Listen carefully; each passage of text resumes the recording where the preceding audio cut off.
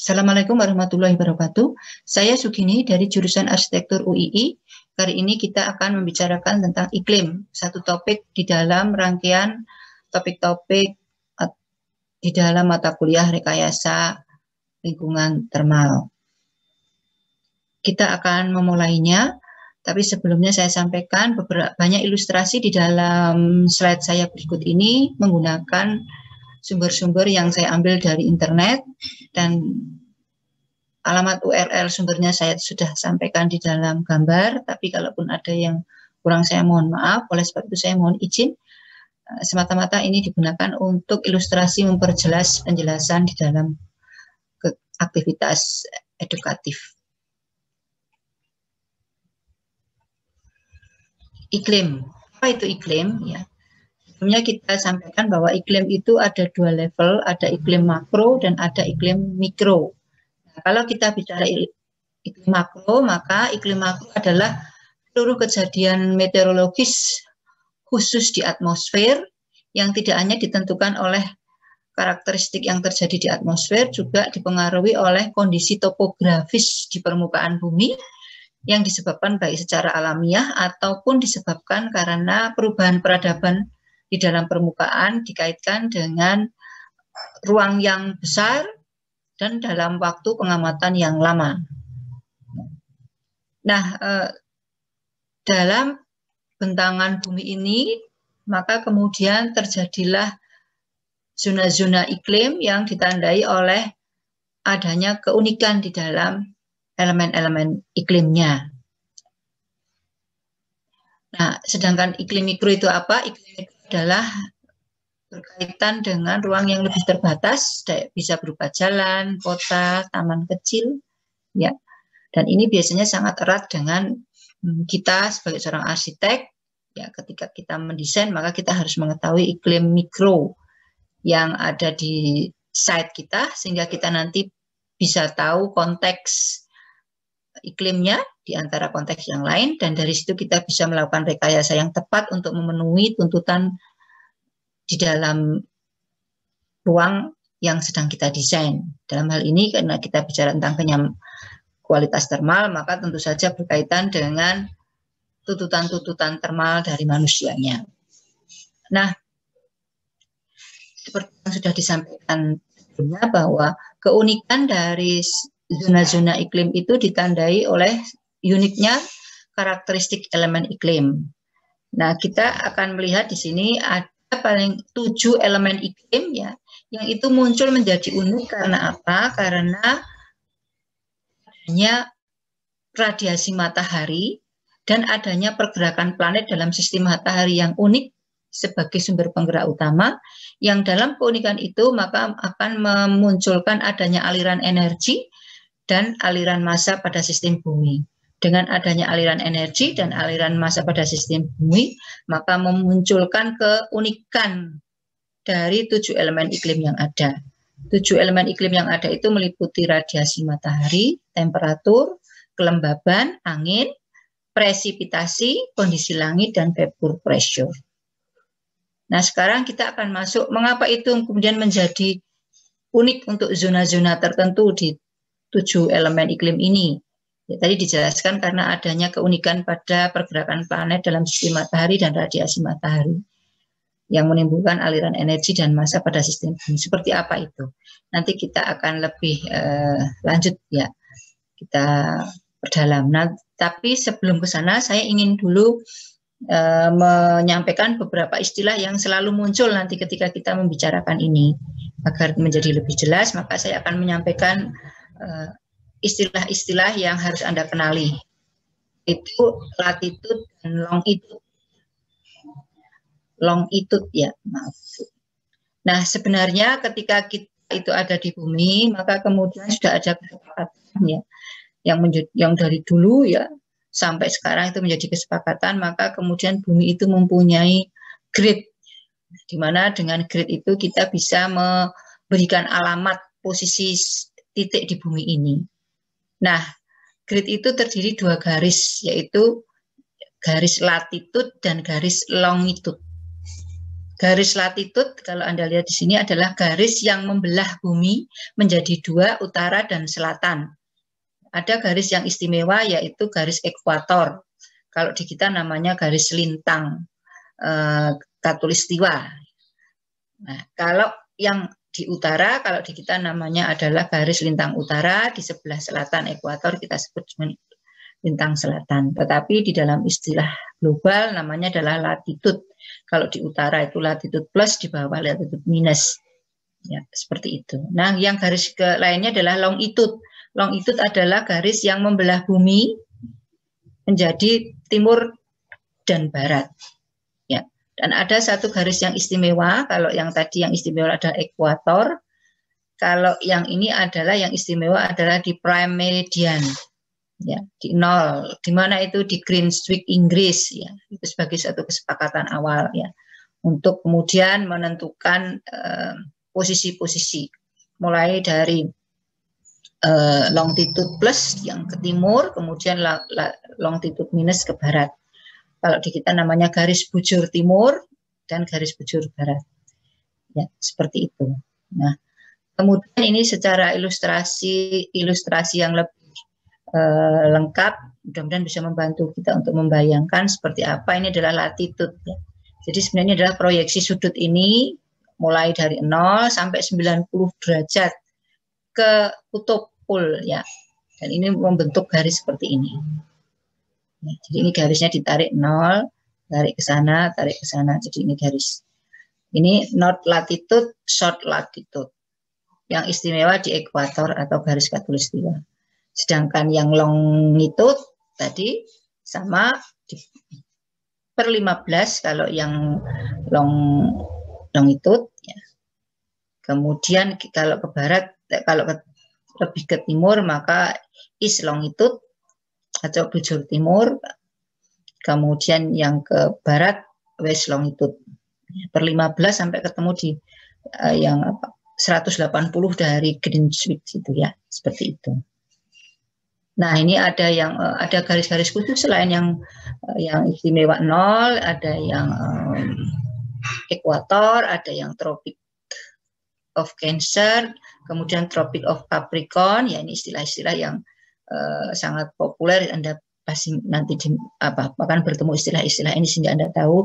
Kemudian ada yang Arctic Circle untuk yang North Pole, yang mendekati North Pole, kemudian ada yang mendekati South Pole, itu adalah Antarctic Circle. Nah, ini adalah yang istimewa-istimewanya kita kenali. Tapi paling tidak kita mengenal dulu sebelum nanti ketika kita berdiskusi ke belakang menjadi lebih paham.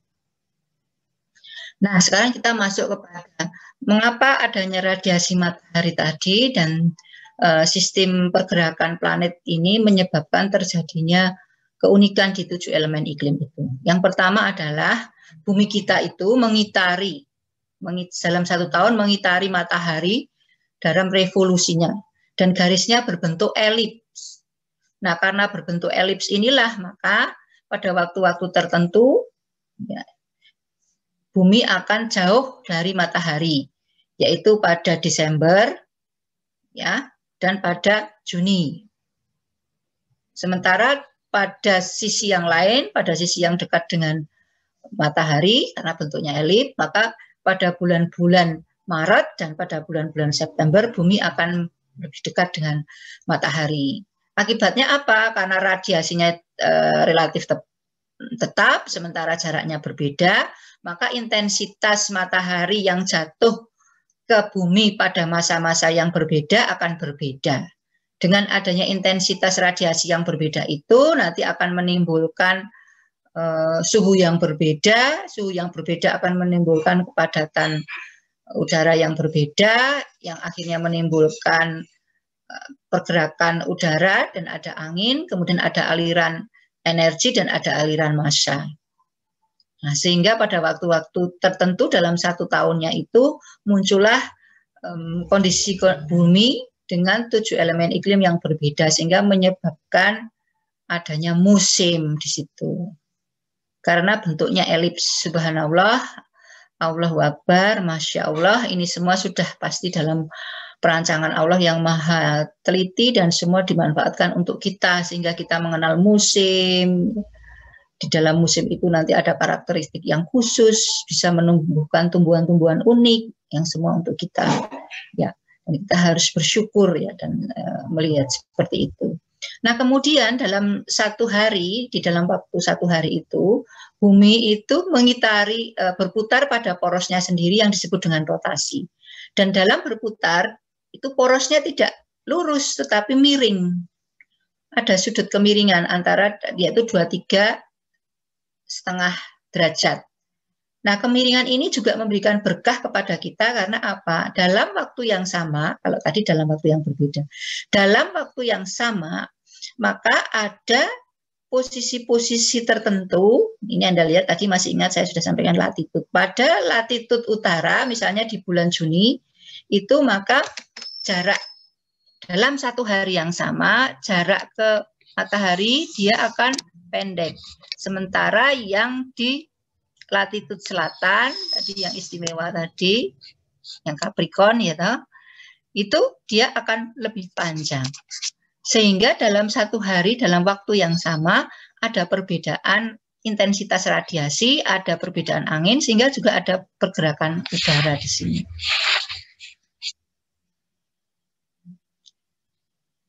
Oh, kalau begitu, kapan ya pada latitud utara itu yang jauh atau sebaliknya latitud yang selatan itu dekat gitu? Kapan? Ya, ketika sebaliknya yaitu pada Desember.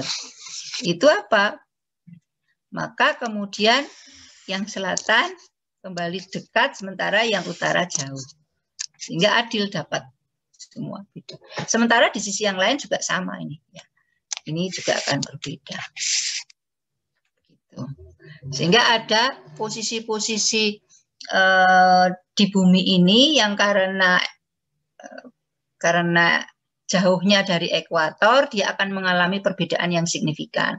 Sementara kalau yang di ekuator di sini mungkin tidak terlalu terasa ya, seperti itu. Nah, kondisi ini menyebabkan nanti adanya perbedaan-perbedaan yang unik, sehingga nanti ada zona-zona iklim, ada iklim-iklim yang sekitar ekuator, ya, iklim tropis, ada yang agak ke pinggir gitu ya. Kemudian itu nanti kita ada yang disebut dengan subtropis, kemudian lagi nanti ada sampai ke yang terujung di sini. Itu karena kondisi seperti ini. Dan itu adalah semua keunikan ini dikarenakan karena keunikan pergerakan planet dalam mengitari matahari sehingga terjadinya aliran udara, aliran energi, aliran massa yang menyebabkan keunikan dari 7 elemen iklim tadi. Ini ilustrasi yang lebih sederhana, mudah-mudahan lebih bisa menggambarkan. Nah, ini kenyataan realnya seperti ini, tetapi penjelasan yang lebih tadi disampaikan sudah sama, tetapi kita bisa kemudian lebih mudahkan kita membayangkan ya, maka kalau kita buat secara imajiner ya, relatif gitu ya, bahwa kalau seolah-olah bumi yang menjadi pusat, kenyataannya kan kita yang bumi yang mengitari matahari, tapi kalau itu dibuat maya, digambarkan, maka kita bisa lihat pada bulan Juni gitu ya, matahari itu ada di utara ya ini, dan pada bulan Desember matahari ada di selatan. Dan kemudian matahari itu bergerak dari Juni, Juli, Desember, kemudian dari Desember ke Juni lagi. Sehingga apa? Sehingga kalau sekarang kita harus memahami bahwa matahari itu tidak hanya, kalau kita menggambarkan lintasan matahari, tidak hanya dari timur ke barat, tetapi matahari itu bergerak dari utara ke selatan. Dan ini menjadi sangat penting karena pada hakikatnya kita mendesain itu tidak untuk harian, tapi tahunan. Sehingga kita harus mengetahui betul kondisi iklim dan posisi matahari dalam satu tahunnya, tidak hanya satu hari. Dengan mengenal ini, saya harap nanti kalau kita melakukan analisis site dan seterusnya, tidak hanya menggambarkan matahari dari terbit dan tenggelam, dari timur ke barat, Tetapi Anda harus melihat yang sesungguhnya, nanti tidak hanya dari timur, tapi dia dari utara. Bahkan berapa derajat gitu ya. Ada proyeksinya gitu, seperti itu. Jadi matahari itu harusnya dicermati dalam 1 tahun, yaitu dari utara ke selatan, dari selatan ke utara pada bulan-bulan tertentu. Nah, di sini nanti kita akan lihat ya, orang-orang yang ada pada bulan Juni, maka orang-orang yang ada di lintang utara dia akan dekat dengan matahari, sehingga siangnya lebih panjang. Sementara kalau dia nanti di bulan Desember matahari di sini, maka dia akan jauh dengan matahari dan siangnya lebih pendek. Sementara orang yang tinggal di sini, di selatan, di Capricorn ya, mungkin ya, maka dia itu kalau bulan Desember siangnya akan panjang, tapi kalau bulan Juni siangnya akan pendek karena jauh. Bagaimana dengan di ekuator kita di Khatulistiwa ya? Tentu saja kita relatif lebih lebih merata dalam sepanjang tahun, tidak mengalami kontras yang berlebihan karena jaraknya itu relatif sama gitu ya. Nah, inilah yang Anda harus kenali ketika kita mengetahui posisi latitude kita akan membayangkan dalam 1 tahun matahari banyak datang dari mana dan nanti iklimnya kayak apa itu gitu kan. Seperti itu. Sama misalnya kita di Jogja, nanti kita lihat dia latitude selatan nanti bulan-bulan Oktober Februari akan panas ini, tapi bulan-bulan yang lain tidak dan seterusnya. Ya, nah itu juga akan mempengaruhi nanti panjang hari hubungannya sama waktu-waktu penting di dalam, kalau di Islam ada waktu-waktu sholat dan seterusnya di situ. Nah ini secara detail bahwa gerakan benda langit itu nanti akan menimbulkan gerakan bumi dan gerakan bulan. Nah, kalau kita bicara gerakan bumi ada yang rotasi, berputar di porosnya, ada yang revolusi, berputar mengitari. Kemudian ada beberapa hal yang muncul tadi yang kita bicarakan, ada pergerakan angin, ada perubahan musim, kemudian menjadi dasar penanggalan dan seterusnya. Kalau bulan juga revolusi, ini perubahan di bulan dan juga ada untuk kepentingan untuk waktu Hijriah, kalau ini yang Masehi ya, seperti itu. Nah, kira-kira seperti itu. Nah, dengan kejadian yang tadi sudah diilustrasikan, maka muncullah keunikan pada posisi-posisi tertentu meliputi ke 7 elemen ini. Pertama, intensitas radiasi akan berbeda, temperatur berbeda, kelembaban berbeda, anginnya berbeda, presipitasinya juga berbeda, kondisi langitnya berbeda, vapor pressure-nya berbeda. Dan durasi perubahan waktunya berbeda. Ada yang berubah secara ekstrim hanya 2 kali dalam setahun, ya, karena ada angin monsun. Nanti kita akan lihat misalnya yang di daerah-daerah ekuator, termasuk kita ya di Indonesia begitu. Tapi ada yang mengalami keunikan yang sangat ekstrim sehingga mengalami 4 musim subtropis. Nanti kita kenali. Ada yang sampai lebih dari itu. Ada yang malah tidak pernah melihat siang dan tidak pernah melihat malam misalnya pada waktu-waktu tertentu ya. Jadi itulah kondisinya seperti itu ya, Anda harus kenali. Nah, sekarang kita lihat dari ke elemen itu ternyata yang menjadi pusat sumbernya adalah radiasi matahari. Oleh sebab itu sebagai seorang arsitek Anda harus mengenali karakteristik matahari dengan lebih dalam. Selain untuk daerah-daerah tertentu, mesti punya keunikan ya dari ke-7 elemen itu. Ya, nanti kita lihat. Tapi paling tidak kualitas radiasi matahari Anda harus lihat. Ada 2 kualitas, ada 2 entitas ya, ada kualitas dan ada kuantitas. Kalau kita bicara kualitas radiasi matahari, maka matahari mempunyai 3 jenis. Yang pertama adalah radiasi ultraviolet, ya, dengan karakteristik panjang gelombang 290 sampai 380 nanometer menghasilkan efek fotokimiawi. Sementara untuk yang visible light itu 380 sampai 700 nanometer atau 10⁻⁹. Ini membuat kita bisa melihat. Kemudian infrared antara 700 sampai 2300 nanometer. Ini menghasilkan pancaran panas dan sedikit efek fotokimiawi.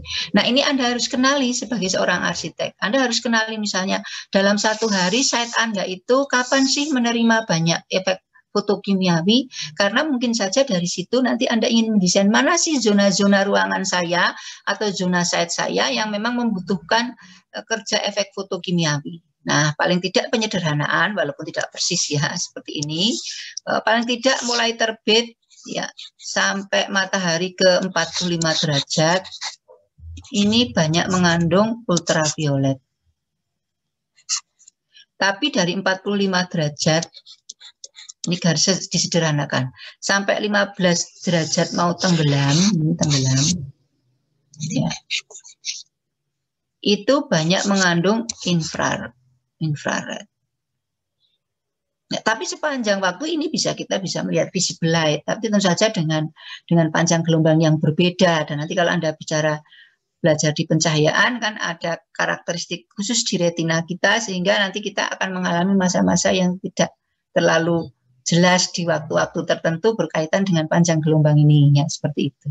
Nah, Anda harus kenal. Nanti kalaupun mendesain, Anda harus menggunakan prinsip-prinsip seperti ini. Kalau saya ingin ultraviolet, berarti saya harus memasukkan cahaya yang radiasi yang ini. Lah di mana di site Anda, maka Anda akan tahu mana matahari datang dari mana ini. Dan ingat, tidak hanya datang dari barat dan tidak datang dari utara dan dari timur dan barat, tetapi Anda harus perhitungkan dari utara ke selatannya seperti apa. Kan kita sudah kenal bahwa matahari datang tidak hanya untuk 1 hari, tapi dalam 1 tahun, yaitu utara selatan. Seperti itu.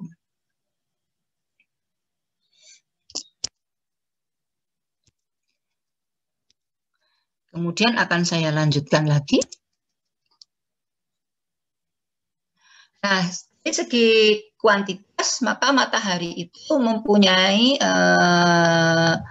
karakteristik dia membawa solar konstanta, ya sekitar, jadi jatuh ke permukaan atmosfer itu sekitar 1395 watt per meter persegi. Namun ini tidak sama, akan berfluktuasi. Bisa disebabkan karena fluktuasi output dari matahari sendiri, ya kerja bintik merah di matahari sendiri yang berkisar naik turunnya 2%, kemudian disebabkan karena perubahan jarak matahari dengan bumi, tadi sudah saya jelaskan ya, karena bentuknya elips dalam 1 tahun. Juni Desember jauh, kemudian Maret September dekat misalnya. Nah itu ini kira-kira bedanya sekian. Jadi perbedaan terjadi karena matahari itu sendiri ya, dari efek matahari sendiri. Tapi tidak hanya itu juga, kita berubah karena banyak hal. Pertama karena ini sudah ya yang ini karena ada hal yang lain, misalnya di atmosfer sendiri terjadi proses penyerapan yang disebabkan oleh banyak hal, misalnya dikaitkan dengan kandungan uap air atau ozon, adanya debu, ya seperti itu. Ada perbedaan jalan radiasi matahari ke titik kita, misalnya ada yang langsung, ada yang kemudian dipantul-pantulkan melalui awan dan seterusnya, itu semua nanti akan berbeda, jadi naik turun gitu, sehingga nanti yang jatuh ke bumi kita sebenarnya berapa persen itu menjadi sangat beda dengan pada saat jatuh di atmosfer. Dan itu adalah bagian cara alam dalam hal ini adalah semua kehendak Allah untuk melindungi kita sehingga kita menerima panas yang tepat, ya, seperti itu. Nah, satu lagi, perubahan sudut jatuh radiasi matahari. Nah, masih ingat tadi sudah saya sampaikan, pada musim tertentu, waktu tertentu, maka satu posisi di bumi, maka dia sudut jatuh mataharinya akan berbeda. Tadi sudah saya ilustrasikan. Lama penyinaran dalam hari sudah saya sampaikan. Jadi misalnya kalau pada orang yang di posisi lintang utara, maka pada bulan Juni siangnya lebih panjang dibandingkan waktu dia bulan September dan sebaliknya. Dan juga ketinggian. Ya, tentu saja ya, karena ketinggian itu akan menentukan intensitas. Nah, selain itu ada radiasi matahari tidak langsung. Matahari tidak langsung tentu saja ditentukan oleh kekuatan matahari langsung, garis lintang geografis tempat amatan, jelas tadi sudah saya ilustrasikan mengapa itu berbeda, bentuk permukaan jelas, kemudian kemurnian awan dan density. Tentu saja karena kemurnian awan dan density itu akan mempengaruhi banyaknya radiasi matahari yang direfleksikan kembali atau yang diserapnya, seperti itu. Nah, kemudian saya akan lanjutkan.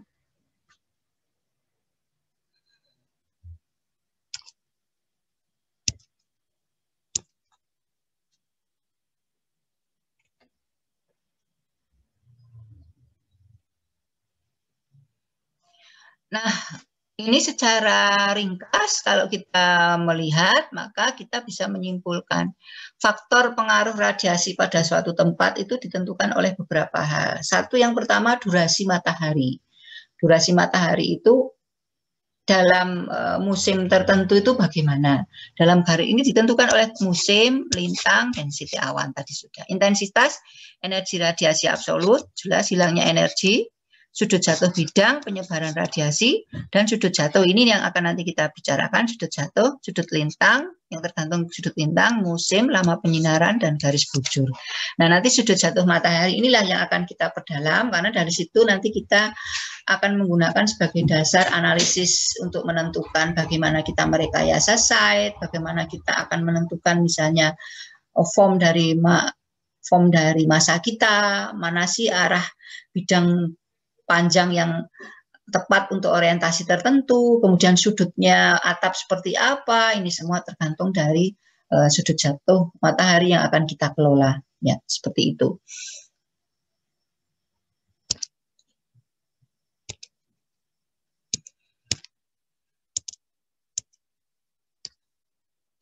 Nah, juga harus mengetahui bahwa tadi ada pembagian iklim di dalam bumi kita tadi sudah kita sebutkan ya. Dan Anda harus ketahui sebagai seorang arsitek Anda harus sangat familiar dengan iklim yang melingkupi dari lokasi kita. Nah, tadi sudah disampaikan iklim itu ada iklim makro, ada iklim mikro. Kalau kita bicara iklim makro, maka banyak sekali pembagian iklim menurut berapa ya. Ada Koppen dan macam-macam. Ini beberapa, ini akan saya sampaikan beberapa ilustrasi gambar pembagian iklim ya. Maksud saya agar Anda tahu bahwa sebenarnya pembagian iklim itu banyak gitu. Sehingga kita tidak kaget nanti kalau ada beberapa istilah yang muncul. Saya hanya kenalkan saja secara cepat dari sumber yang saya ambil dari internet. Silahkan nanti Anda berdalam di sana. Nah, ini adalah contoh pembagian yang pertama, yaitu pembagian yang pertama adalah tropical zone yang merah ini. Ini kalau Anda baca bukunya Lipsmeyer, maka hampir seperti ini garis-garisnya ya, yang dipakai Lipsmeyer itu kayaknya referensinya ini. Kemudian yang kuning adalah subtropical. Kemudian yang hijau itu adalah temperate zone. Yang hijau temperate zone. Kemudian ada polar dan subpolar zone. Jadi yang hijau ini adalah polar dan subpolar zone. Tapi di pembagian lain itu polar dan subpolar zone itu ada garisnya yang jelas ya. Kalau ini dijadikan satu. Seperti itu. Nah, kita lihat kalau Indonesia terletak di mana? Indonesia ada di iklim tropis. Ya, Indonesia ada di iklim tropis. Dan justru Indonesia itu tropisnya justru di daerah ekuator ya kan. Sehingga Anda bisa lihat kita itu terletak di tempat yang tidak terlalu ekstrim. Sehingga musimnya ya hanya 2 musim gitu ya. Dan nanti karakteristiknya akan berbeda dengan daerah-daerah yang lain ya, seperti itu.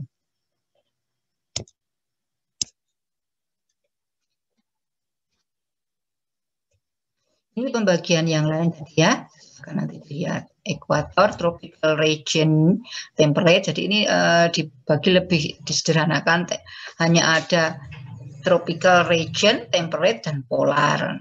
Tapi ada juga pembagian seperti ini. Ya, tropical zone, temperate, polar tadi ya, sama seperti ini. Ini ada pembagian yang lain yang lebih teliti karena itu tidak hanya dilihat dari gejala di atmosfernya, tapi juga dilihat dari karakteristik topografinya, karena hubungannya nanti dengan ketinggian dan seterusnya ya. Ini juga cara yang lain, jadi subtropical dan temperate dijadikan satu kelompok gitu, dan ada juga yang seperti ini. Nah ini ya, ada ciri-cirinya misalnya untuk yang daerah-daerah yang ada masing-masing, ada climate zone yang Anda bisa lihat untuk latitudenya, ya semakin tambah latitudenya maka semakin dingin. Ya. Tapi kalau masa airnya itu juga tergantung dia bergeraknya dari mana. Nanti kalau dari tanah, dari daratan ke air, dari air ke daratan, nanti juga akan memberikan perbedaan 7 elemen itu. Kemudian vegetation itu juga mempengaruhi, ya. Karena apa? Karena akan mempengaruhi bagaimana energi dari matahari itu akan diserap dan bagaimana itu kemudian dilepas dan seterusnya. Itu juga sudah disampaikan. Ini adalah pembagian Köppen yang lebih lagi, ya. Dan dengan simbol-simbol tertentu pembagiannya. Ada tipe A ekuatorial, jadi ini membagi ekuatorial, jadi dilihat dari posisinya, mungkin tidak dari karakteristiknya. Kemudian ada tipe B arid, kemudian ada tipe C temperate, ya, bisa lihat yang. Kemudian ada tipe D yang cold, dan ada tipe polar. Ada tipe highline. Jadi ini karena keunikan posisinya, ya, di dalam bumi begitu ekstrimnya posisinya sehingga dia memunculkan karakteristik yang berbeda dalam 7 elemen iklim sehingga kemudian dibedakan. Nah, ini yang lebih sederhana, nanti kita akan mainnya di sini. Jadi ada tropis, subtropis, kemudian ada temperate, kemudian ada yang lebih lagi, ya, subpolar, dan ada yang polar. Jadi, seperti itu. Jadi ini pembagian yang biasanya umum dipakai. Tropis, subtropis, temperate, subpolar, polar. Tentu saja subtropis utara, subtropis selatan, ya. Kemudian subpolar selatan, subpolar utara, dan kebalikannya, ya, seperti ini. Ini yang umum digunakan, ya. Nah, itu sudah saya sampaikan. Nah, kemudian sekarang apa yang harus kita pelajari dan bagaimana dampaknya pada arsitektur? Yang pertama bahwa begitu banyak konsep dan tipologi pembagian iklim, maka kita harus mengenali dengan mendalam karakteristiknya. Dan tujuannya lebih terpenting mengetahui karakteristik 7 elemennya dan perilaku dalam 1 tahun sehingga Anda bisa menetapkan tantangan desainnya yang nanti berimplikasi pada eksplorasi desain. Kemudian sehingga kita lebih arif, ya, dalam mensikapi. Kemudian yang terpenting adalah karakteristik iklim yang kita hadapi dan memahami dampak dalam desain, tadi sudah saya sampaikan. Pelajari dan kembangkan metode, strategi, dan teknologi dalam mengelola karakteristik iklim. Ya, kita tahu bahwa teknologi selalu berkembang, tetapi juga ada local wisdom yang sudah terbukti. Banyak bangunan-bangunan tradisional yang sudah terbukti sangat arif merespon iklim. Walaupun sekarang kita tahu climate change membuat perubahan iklim yang tentu saja harus direspon oleh kita sebagai arsitek untuk mengembangkan teknologi-teknologi yang lebih mengupdate pada tantangan yang terkini. Ya, sehingga kita tahu betul bagaimana menjadikan iklim itu sebagai potensi yang menguntungkan di satu hal, tetapi juga kita punya kemampuan untuk mengendalikannya. Ini adalah pesannya kalau kita belajar iklim, seperti itu. Nah, sekarang masuk ke iklim tropis, karena kita bagian dari iklim tropis.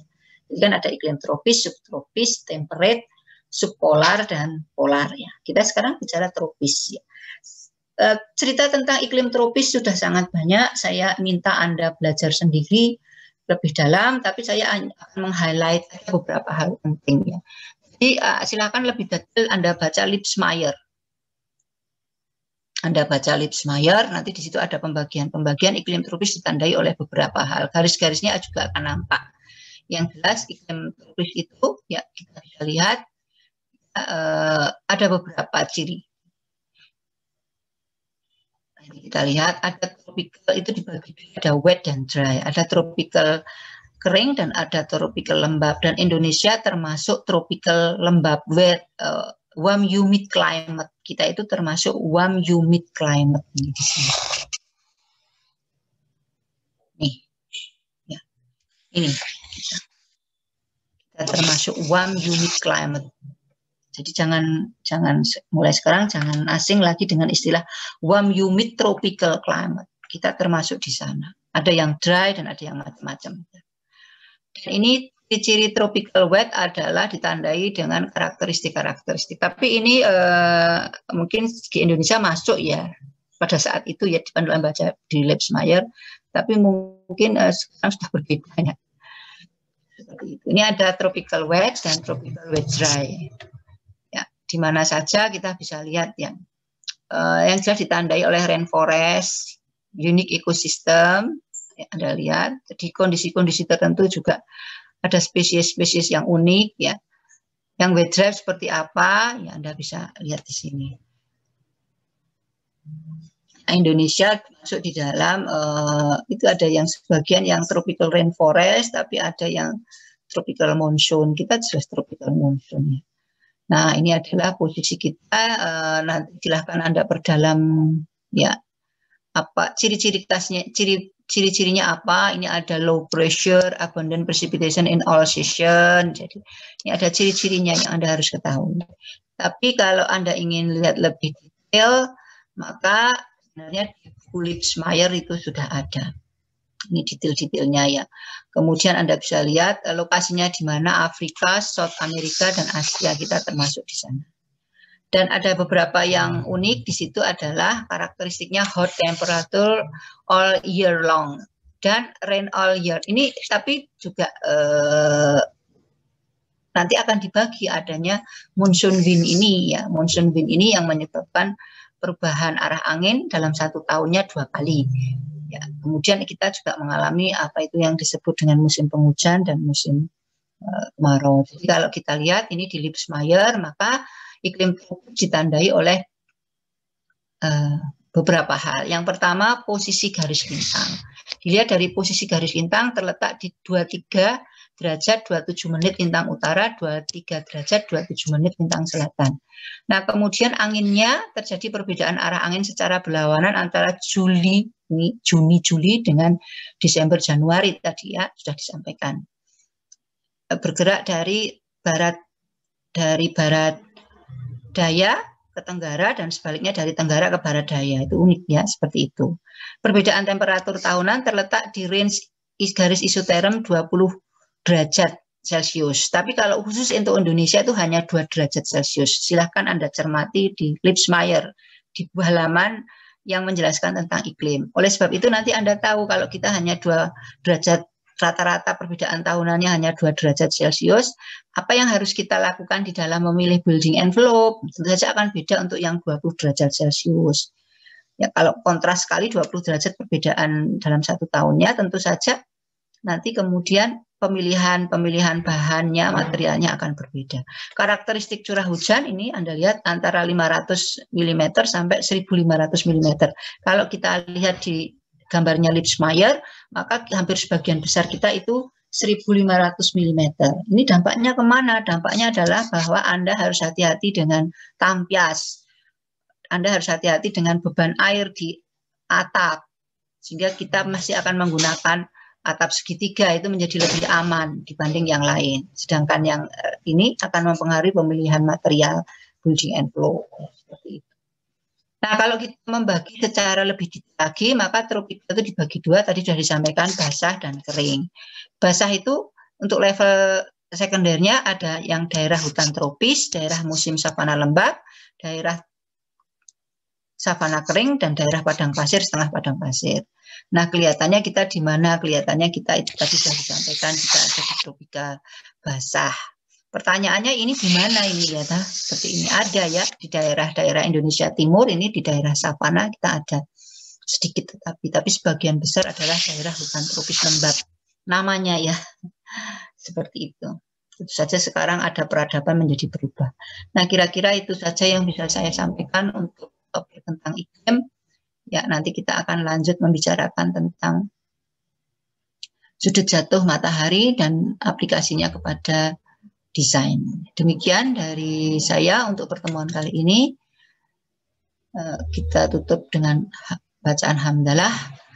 Alhamdulillahirabbil alamin. Assalamualaikum warahmatullahi wabarakatuh.